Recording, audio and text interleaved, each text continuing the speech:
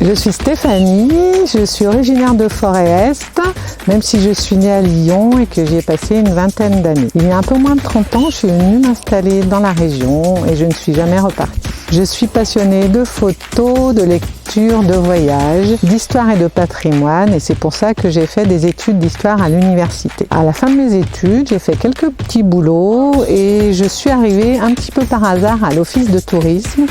Ça fait plus de 20 ans maintenant. J'ai été tour à tour responsable de la randonnée pédestre, conseillère en séjour, chargée de communication, animatrice numérique de territoire et chargée de projet e-tourisme. En parallèle, en 2004, j'ai passé ma carte de guide conférencier. J'ai pu ainsi développer les visites guidées sur le territoire et allier ma passion du patrimoine à mon travail.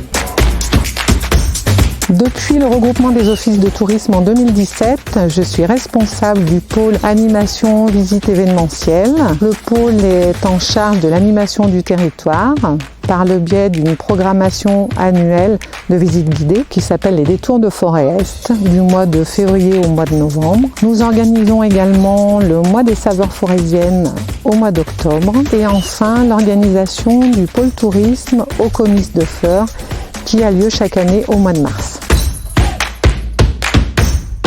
Alors je dirais l'époque médiévale parce que je trouve que le Moyen-Âge nous a laissé un patrimoine très riche et que c'est une période historique qui malgré sa réputation, sa mauvaise réputation, est très intéressante. Alors s'il fallait vivre à une autre époque, je choisirais plutôt l'Égypte ancienne puisque c'est une civilisation qui m'a toujours fascinée et qui est à l'origine de ma passion pour l'histoire.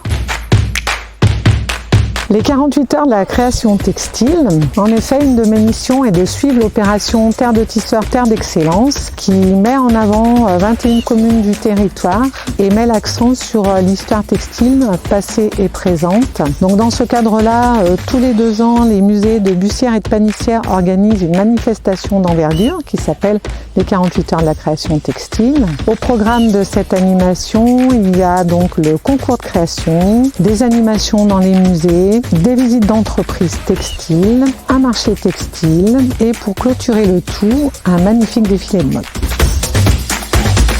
Nous sommes ici devant la tour Matagrin qui est située sur le mont Boussuivre qui culmine à 1004 mètres d'altitude dans les monts du Lyonnais. Cette tour qui était au départ un relais de chasse a été érigée en 1876 sur la propriété de monsieur Matagrin. Plus tard, on a construit une autre tour un petit peu plus haute à côté qui sert de relais de télécommunication. Et c'est cette tour qui sert de repère quand on rentre dans le département de la Loire. Donc c'est un endroit qui est très sympa. Il y a de nombreux sentiers pédestres et VTT. Et l'été, il y a également une boutique qui propose des produits locaux et artisanaux. Du haut de la tour, par temps clair, on peut voir 14 départements et si on a un petit peu de chance, avoir une magnifique vue sur le Mont Blanc.